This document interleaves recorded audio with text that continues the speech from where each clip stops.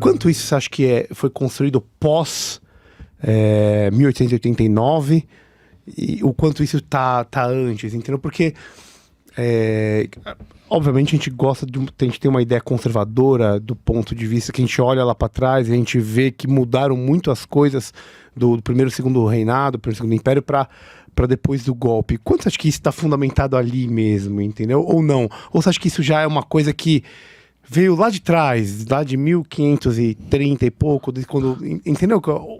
Ou era uma conjuntura histórica também, porque isso estava acontecendo em diversos países também ao mesmo tempo, né? Então o Brasil está, de alguma maneira, inserido nesse fenômeno histórico E conservação da nossa história, do túmulo, isso é uma coisa conservação, entendeu? Quando que a gente perdeu isso, se é que a gente teve, entendeu? Isso foi, você acha que o marco é ali, ou isso não? Quando você bota isso pra trás, pra frente, não sei se você entendeu. Entendi. Primeiro que, sem transformar, por exemplo, a história do Império num Jardim do Éden, mas no campo institucional, o Brasil, ele estava consolidado. Gostemos ou não, existiam instituições e o Brasil funcionava. A administração de Dom Pedro II durou 49 anos. Então ele pega o Brasil menino, pós-conflitos de regência, e retiremos aqui a Praieira e a Guerra do Paraguai. Basicamente o Brasil viveu um processo de consolidação. Consolidação geográfica, institucional, etc. A Constituição mais longeva, de 24. Mais longeva. Ainda um tipo de parlamento organizado. Machado de Assis, quando escreveu o Velho Senado, dizia, né? O Senado era uma escola de estadistas. É muito difícil olhar para o nosso Senado. Imagina isso, sem dúvida. Entendeu? Saudade do que a gente não viveu, né? Então, genial, isso aí. O que acontece nessa confusão? Nós não temos como ignorar que desde a colônia tivemos exemplo, né, mão de obra escrava, uma série de dramas. Então não quero transformar a história brasileira no sentido de Jardim do Éden. Mas vem o golpe republicano e a gente entra nessa confusão que eu fiz referência de brincadeira com as manifestações de 2016. Tá certo, derrubamos o imperador, derrubamos a futura imperatriz. E agora? Quem vai mandar no Brasil? É o senhor de terra, cafeeiro e tal? É o exército? É a elite intelectual que ajudou a derrubar, exemplo, Rui Barbosa e tal?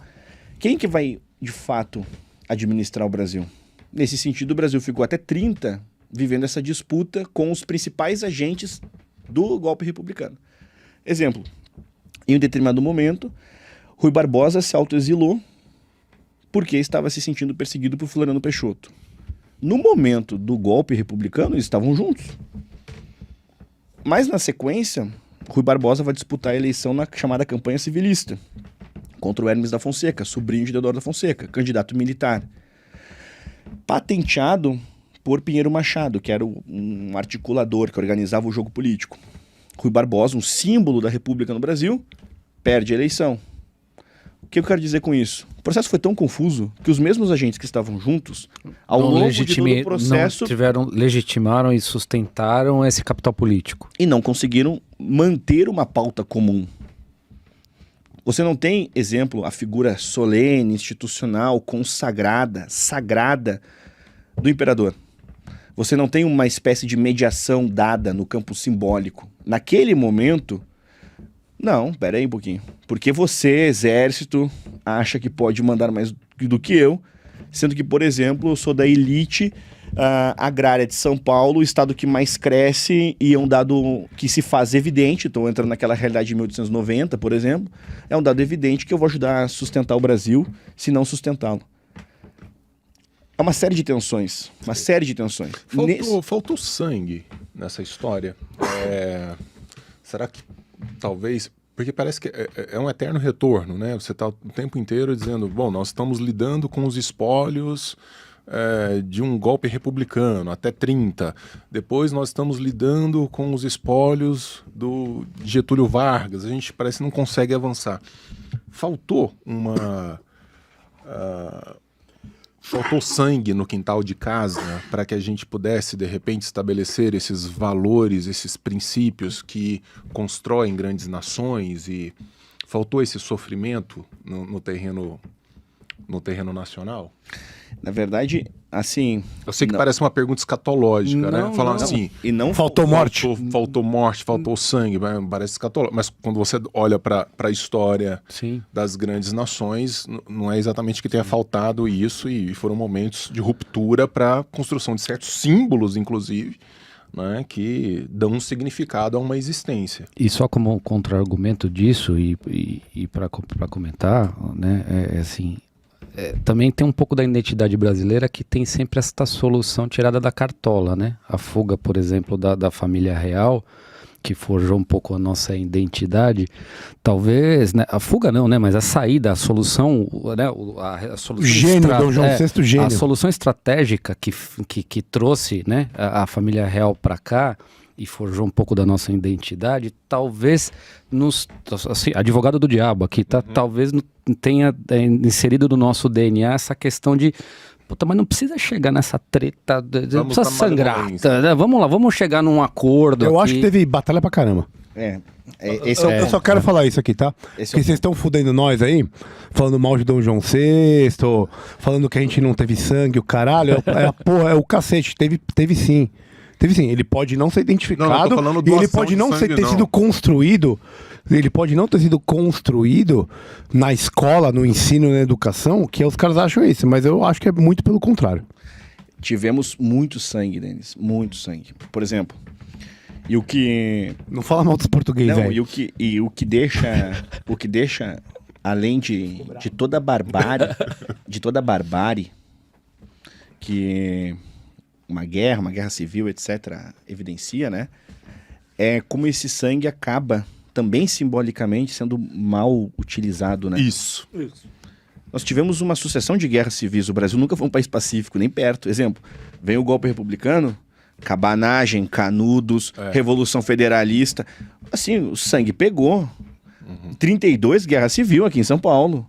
Santos Dumont vai assistir essa situação terrível, vai se suicidar, entristecido de fato com o que estava observando. O que eu quero dizer com isso? O Brasil tem uma sucessão de conflitos dramáticos.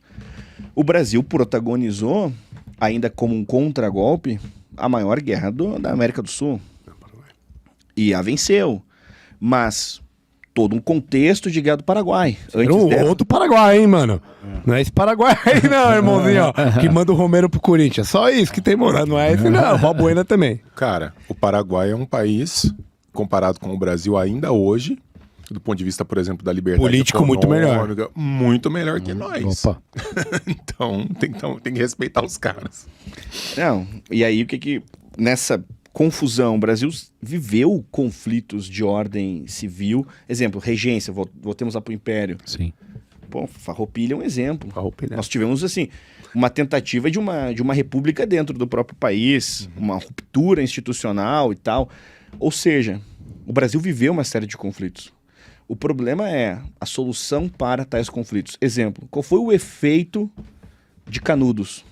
Além da dor, etc., além do drama. Dependendo do caso, deixou aquela região ainda mais esquecida, mais negligenciada, mais pobre. Aí o efeito colateral disso, combatentes, etc., ajudaram a potencializar, claro que não por culpa, mas pela justamente a falta, muitas vezes, de planejamento de Estado, etc., o processo de favelização do Rio de Janeiro. Ou seja, a cabanagem. Que loucura, né? Que loucura. Se a gente for analisar o conflito, a história da cabanagem, qual foi o tipo de efeito colateral dessa situação? No campo das mentalidades, exemplo, uma revolução de 30. Tá bom, não foi instaurada por guerra, por um conflito forte. Tanto é que a gente tem a batalha de Tararé que nunca aconteceu, né? Mas, porque o exército estava ali. Não tinha como peitá-lo. Não tinha como. Ou seja, você tinha um exército, e naquele momento era o exército da igreja, olharam para o Washington Luiz e falaram assim, ó, não vai dar, né? Acho que... Vambora? Foi assim. Ou seja, é uma série de processos. Sangue não faltou propósito no sangue derramado.